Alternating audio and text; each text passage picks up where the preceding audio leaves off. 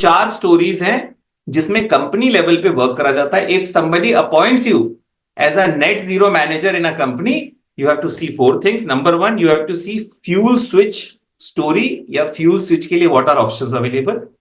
Second, you have to see renewable energy stories. How can I produce more renewable energy, or how can I do power purchase agreement for more renewable energy and adjust it into my system. Third is energy efficiency stories. So wherein you will see how can I maybe conserve energy, how can I do some tweaking or changes in the machinery so that energy is efficiently utilized. Fourth, if all three are not possible, where can I buy carbon credits so that I become net zero. Net zero क्या होता है और ये net zero company कैसे बन सकती है. So when you drive your car, जब आप अपनी कारें चलाते हैं तो आप एक peculiar thing you can notice कि कार के अंदर का temperature, specially in the day time, car के अंदर का टेम्परेचर ज्यादा होता है और कार के बाहर का टेम्परेचर कम होता है. ये जो इफेक्ट है, जो सनलाइट होती है, जो आपके जो कांच है, जितने भी ग्लास है और सामने का जो कांच है और पीछे का जो कांच है कार का, उसमें जो सनलाइट आती है अंदर, it has heat, but that heat gets trapped in the car itself. इसीलिए बोलते हैं कि जब भी आप मार्केट जाएं और छोटे बच्चे बैठे हों आपकी कार में, तो थोड़ा सा शीशा आपको खुला रखना चाहिए. एक रीजन ये है जिससे कि उनको सफोकेशन ना हो और एयर फ्लो बना रहे. सेकेंडली, वो कार ओवरहीट ना हो जाए. सेकेंडली, हम ये भी बोलते हैं कि जब सनी प्लेस में आप अपनी कार को खड़ी करते हैं, तब भी थोड़ा सा शीशा आप खुला रखिए. वो इसलिए हम लोग बोलते हैं कि कार के जनरली जो शीशे हैं उसमें क्रैक होने का चांसेस हो जाते हैं, क्योंकि वहां पे हीट कार के अंदर बनती रहती है continuously. This concept is called green house effect. Green house effect ये कार में तो हो रहा है, लेकिन इस ग्रीन हाउस इफेक्ट के कॉन्सेप्ट को जो यूरोपियन कंट्रीज हैं और जो नॉर्थ पोल के पास कंट्रीज हैं, वो एक पॉजिटिवली इस्तेमाल करती हैं. तो वो क्या करती हैं कि ग्लास के हाउसेस बना देती हैं, और ग्लास के हाउसेस में जो भी सैपलिंग लगानी है, पेड़ लगाना है, वो लगाती हैं. वहां पे इट इज वेरी कोल्ड, तो वहां पे सब जगह बर्फ है, लेकिन जितनी भी सनलाइट अवेलेबल रहती है, that sunlight heats up that green house. वो एक तरह से वो ग्लास हाउस होता है, पर उसको हम बोलते हैं ग्रीन हाउस, बिकॉज वहां पे आप पौधे पेड़ लगाते हो. अब आपने ये देख लिया कि जब कार में आप बैठते हो तब भी एक इफेक्ट होता है जिसको ग्रीन हाउस इफेक्ट बोलते हैं. जब आप एक कोल्ड कंट्रीज में स्पेशली जब आप एक ग्लास का हाउस बनाते हो, उस ग्लास के हाउस में भी ग्रीन हाउस इफेक्ट होता है, जिसको आप पॉजिटिवली यूज करते हो फॉर एग्रीकल्चर पर्पसेस. सिमिलरली अर्थ में भी ग्रीन हाउस होता है, इसको बोलते हैं ग्रीन हाउस इफेक्ट. सो जो पूरा अर्थ का एटमॉस्फेयर है, उसके अंदर जितनी भी सोलर इरिडिएशन आती है, सोलर हीट आती है, वो सारी की सारी हीट बाहर नहीं जाती है. Some portion remains on the earth and it heats up the earth. जो एटमॉस्फेयर है उसमें कुछ कुछ एलिमेंट्स ऐसे होते हैं जो हीटिंग को ज्यादा करते हैं, उसको ज्यादा कैप्चर करते हैं हीट को, कुछ एलिमेंट्स नहीं कैप्चर करते हैं. सो जो एलिमेंट्स हीट को कैप्चर करते हैं वो है मीथेन, वो है carbon dioxide and similar other elements. Because of human activity, carbon dioxide की मात्रा अर्थ के एटमॉस्फेयर में बढ़ रही है. अब जब अर्थ के एटमॉस्फेयर में बढ़ रही है कार्बन डाइऑक्साइड की मात्रा, so what is happening, earth is getting heated up. इसी कॉन्सेप्ट को हम बोलते हैं क्लाइमेट चेंज. अब ये जो क्लाइमेट चेंज हो रहा है, 1992 में everybody realised, everybody accepted, heads of the state जो रियो कॉन्फ्रेंस में थे, ब्राजील में थे, उन्होंने एक्सेप्ट कर लिया कि climate change is happening because of human activity, and they institutionalise the process of mitigating the impact of climate change in the form of a framework which is called UNFCC, United Nations framework convention on climate change. उस फ्रेमवर्क में एक authority बनाई गई या एक meeting का concept बनाया गया जिसको हम बोलते हैं COP, कॉप. कॉप का फुल फॉर्म होता है conference of parties. It is a meeting, it is a conference जिसमें heads of the state every year will meet and they will discuss solutions for the climate change. किस तरह से climate change को mitigate करना है, इसके concept वो discuss करते हैं कॉप की मीटिंग में, सीओपी की मीटिंग में। जब भी उनको एक ब्रेक थ्रू मिलता है, breakthrough in the sense कि all the parties are acceptable to a solution, all the parties are acceptable to what is the problem. In that case, in case of a breakthrough, there is a treaty which is signed. और treaty के नाम भी अलग अलग हो सकते हैं. It can be Paris agreement, it can be Kyoto protocol, it can be conference outcome, but it is signed by the heads of the state. इस प्रोसेस में जो 30 साल में रिसर्च हुई और स्टडी हुई आफ्टर 1992, उसमें यह पाया गया जो मैक्सिमम क्लाइमेट चेंज हो रहा है वो एनर्जी के प्रोडक्शन एंड एनर्जी के कंजम्पशन की वजह से हो रहा है. So 70% of greenhouse gases जो आ रहे हैं वो energy production and energy consumption से आ रही है. So first target and the major target for intervention was energy sector. अब एनर्जी सेक्टर में इंटरवेंशन में भी जब रिसर्च हुई तो एक कंसेंसस बना कि 3 चीजें, मेजर चीजें हम करेंगे तो क्लाइमेट चेंज को हम मिटिगेट कर सकते हैं. और वो जो 3 चीजें थी, number 1 was energy transition, number 2 was e mobility transformation and third was energy integration. So अगर ये 3 चीजें हम करेंगे सॉल्यूशन की तरह, then we can mitigate the impact of climate change. जो फर्स्ट कॉन्सेप्ट था वो था एनर्जी ट्रांजिशन. एनर्जी ट्रांजिशन का मतलब है स्विच फ्यूल्स. एनर्जी ट्रांजिशन का मतलब है stop fossil fuels, start renewable energy. Very एकदम सिंपल लाइन में. या कई बार हम उसको बोलते हैं stop fossil fuels, start clean energy. So when we say start clean energy, उसमें रिन्यूएबल भी आ जाता है, उसमें न्यूक्लियर एनर्जी भी आ जाती है, because it is a cleanest form of energy. Second जो सॉल्यूशन ढूंढा वो है e mobility transformation. In simple one line we can say it means stop IEC vehicles and start BEV and FCV vehicles. ICE vehicles का मतलब है internal combustion engine. जो vehicles in normal language they run by petrol and diesel are of internal combustion engine, so stop them. Second is start BEV, that means battery electric vehicle. EV means electric vehicle. And FCV का मतलब होता है, FCV का full form कौन बताएगा, आप comment box में रखो.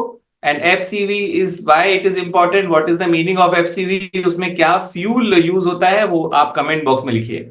All right. So e mobility transformation का मतलब है stop IEC vehicles and start BEV and FCV vehicles. Third is energy integration. So energy integration का मतलब है जो 12 वैल्यू चेन है एनर्जी सेक्टर के, they are a integrated whole. Integrated whole means land और एनर्जी फ्यूल से लेके energy storage से, then we go to generation of electricity, electricity storage, transmission, distribution, trading, supply of electricity, charge point operator, फिर prosumers, then we go to power plant recycling, carbon markets, energy conservation, then we move to electromechanical manufacturing. ये value chain है 12 की. That has to be integrated together. You cannot see it in isolation. पहले जब हम ये energy sector discuss करते थे, it was like oil and natural gas is one thing, power sector is different thing. कई बार generation को भी अलग कर देते थे हम लोग, कई बार हम लोग कोल. So we use to look all the entire value chain of the energy sector as independent parts and they have no connection with each other. Now, if you want to implement the concept of energy conservation, you have to see all the 12 value chains and implement it in the entire value chain, gate to gate. So जो solutions world ने corp summits में निकाले, अगर अगले पिछले 30 साल में अगर उसको सम अप करना है तो उन्होंने 3 सॉल्यूशंस निकाले and everybody is working on these 3 solutions simultaneously. तो अगर आप कंट्री लेवल, अगर आप नेट जीरो जानना चाहते हैं कंट्री लेवल पे, मैक्रो लेवल पे, then these are the 3 interventions which all the countries are doing. इन तीनों इंटरवेंशन से the countries are saying that we will, जितना कार्बन हम प्रोड्यूस करेंगे उतना ही हम एब्जॉर्ब कर लेंगे, हमारी तरफ से zero carbon will be released in the atmosphere. और जो ये नेट जीरो का कॉन्सेप्ट है वो सिर्फ अप्लाई होता है एयर पे, atmospheric pollution, air pollution. It has little to do with water pollution. It is little to do with soil pollution. It has little to do with space pollution. It has little to do with other kind of pollution. It is about air pollution. So carbon emission आपको air में या atmosphere में खत्म करना है। उस carbon को आप कैप्चर करके वाटर में भी डाल दे तो चलेगा, इसका मतलब ये है। गलत, I am not saying what is गलत एंड व्हाट इज सही, it is you have to decide. But ये जो नेट जीरो का कॉन्सेप्ट है इसका मतलब ये है कार्बन एटमॉस्फेयर में रिलीज नहीं होनी चाहिए, जितनी आप रिलीज करोगे उतने भी कैप्चर कर लो। कैप्चर करके आप समुद्र में भी डाल दो चलेगा, आप कैप्चर करके लैंड में भी डाल दो तब भी चलेगा। आपका नेट कार्बन एमिशन जीरो होना चाहिए to protect the earth. So country level पे these are the 3 objectives. But you will say sir I want to become consultant to my own company. Company level पे क्या है या institution level पे क्या है? कंपनी लेवल पे net zero is achieved by 4 methods. First method you can call it fuel switch story. Fuel switch story मतलब आप एक फ्यूल को रिप्लेस कर देते हैं दूसरे फ्यूल से। सो आप यूज कर रहे हैं कोल, आपने बोला चलिए हम एग्रीकल्चर पैलेट्स यूज करेंगे टू प्रोड्यूस थर्मल पावर। आप यूज कर रहे हैं petroleum, you will say okay I am switching from petroleum to natural gas. आप यूज कर रहे हैं नेचुरल गैस, आप बोलोगे okay I am switching from natural gas to renewable energy, solar energy, wind energy. This story of switching fuels is called fuel switch story. So there are 4 stories which run parallelly, 4 कहानियां साथ में चल रही है। सो आप अगर company level पे देखोगे तो यही 4 कहानियां नेट जीरो अचीव करने के लिए एप्लीकेबल है। फर्स्ट जो स्टोरी है वो fuel switch story. Second area is called renewable energy story. अब इशू ये है कि you want to switch to another fuels, alternative sources of energy, you want to switch to solar energy, wind energy, hydro energy, but somebody has to produce that energy. If it is not produced, how will steel plant switch to renewable energy? How will cement plant switch to a renewable energy? So then second story starts. Second and story is renewable energy stories, where you heavily invest on renewable energy sources, whether it is solar, wind, hydro, not nuclear. Nuclear is a clean energy, but geothermal and ramp up production. So second story is इसमें आप behind the meter captive power plants लगाते हैं और आप hydrogen produce करते हैं जैसे रात में भी। तो ये सारी जो स्टोरी है वो रिन्यूएबल एनर्जी स्टोरी है। लेकिन एक और आपके पास सोर्स है, cheapest source of energy is available to you, सबसे चीप सोर्स है, और वो सबसे चीप सोर्स है energy conservation. So if you can do the same work जो आप 100 यूनिट्स में कर रहे थे वही आप 50 यूनिट्स में अगर कर सकते हैं तो चीपेस्ट सोर्स ऑफ एनर्जी आपको जो कंजर्व करा है 50 यूनिट्स, वो फिर से कहीं अगले साल भी यूज कर सकते हैं आप। This third story is called energy efficiency story. You become more efficient, you conserve energy. So third story is energy efficiency stories. लेकिन इसमें एक चैलेंज है। चैलेंज ये है कि कुछ सेक्टर्स में if you want to become net zero, investment, heavy investment is required, very heavy investment required. इस तरह का पैसा नहीं है अवेलेबल कंपनी के पास। सो अगर स्टील 1 यूनिट प्रोड्यूस करने के लिए 1 rupee has to be spent, लेकिन अगर 1 यूनिट स्टील आपको ग्रीन स्टील प्रोड्यूस करना है तो 2 rupees have to be spent. मतलब आप 1 रुपी 2 रुपए में आपको लग रहा है बहुत छोटा अमाउंट, आप इसको एक काम करो 1000 करोड़ कर दो। 1000 करोड़ में आप 1 यूनिट ऑफ स्टील प्रोड्यूस करते हो नॉर्मल केस में, लेकिन अगर आपको ग्रीन स्टील प्रोड्यूस करना है तो आपको 2000 करोड़ रुपए लेंगे तब वो ग्रीन स्टील प्रोड्यूस होगा, मतलब double investment is required in case you want to produce green steel.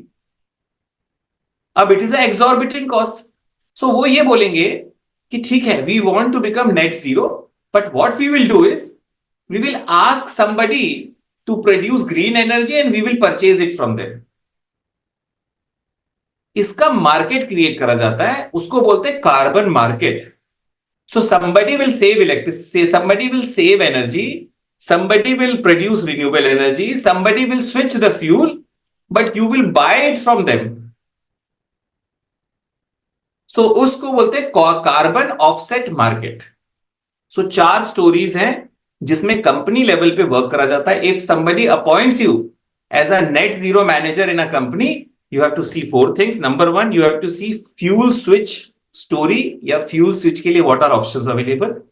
Second, you have to see renewable energy stories, how can I produce more renewable energy, और how can I do power purchase agreement for more renewable energy and adjust it into my system. Third is energy efficiency story, so where in you will see how can I maybe conserve energy, how can I do some tweaking or changes in the machinery so that energy is efficiently utilized. Fourth, if all three are not possible, where can I buy carbon credits so that I become net zero? So hope I have answered the question, how to become net zero and how decarbonization in the economy is important. दो level पे है, company country level पे आप तीन चीजें करते हैं, energy transition, E mobility transformation and energy integration. Company level पे आप चार चीजें करते हैं, फ्यूल स्विच और रिन्यूएबल एनर्जी और एनर्जी एफिशिएंसी और कार्बन ऑफसेट।